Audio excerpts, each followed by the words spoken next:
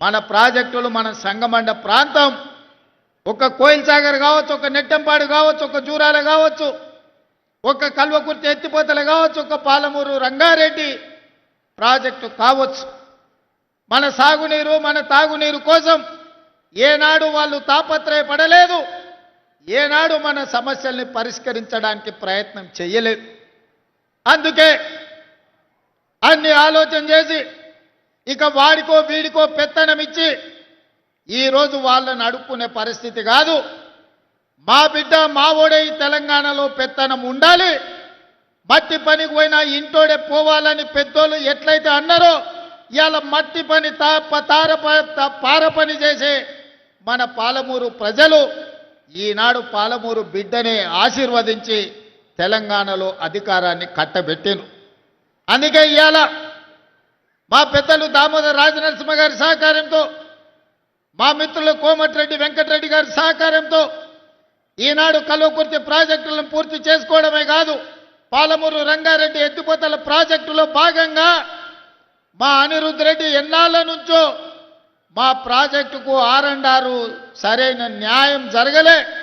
న్యాయం జరగాలి అని అంటే ఈనాడు ఆ ప్రాజెక్టుకు సంబంధించిన ఆర్&ఆర్ నిధులు 100% మంజూరు చేసి ఈరోజు ఆ ప్రాజెక్టును పూర్తి చేసుకోవడానికి మనం అడుగులు వేస్తున్నాం.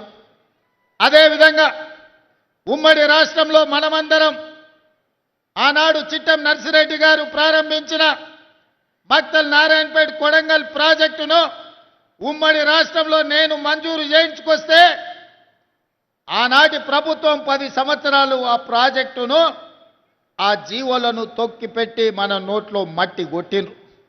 ఎన్నోసార్లు అడిగినాం.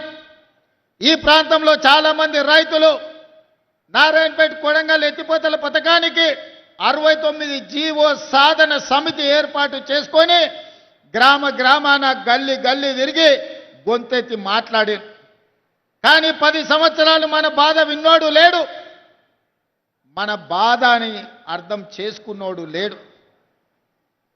మళ్ళా 10 ఏళ్ళు నిర్లక్ష్యానికి లోటు నారాయణపేట కొడంగల్ ఎత్తిపోతల పథకాన్ని ప్రభుత్వం వచ్చిన ఎంబడే పనులు ప్రారంభించాలని టెండర్లకు అనుమతులు ఇచ్చి టెండర్లు పిలిస్తే కుట్రలు చేసి కోర్టులో కేసేసి సంవత్సరన్నర ప్రాజెక్టును ఆపిను.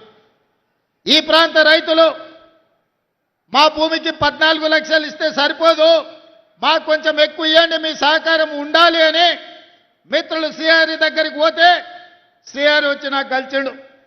అన్న రైతులు బాధపడుతున్నారు, మా రైతులకు కష్టంగా ఉన్నది, జర తక్కువ అవుతున్నది, ఎట్లన్నా ఏమన్నా చెయ్యాలని.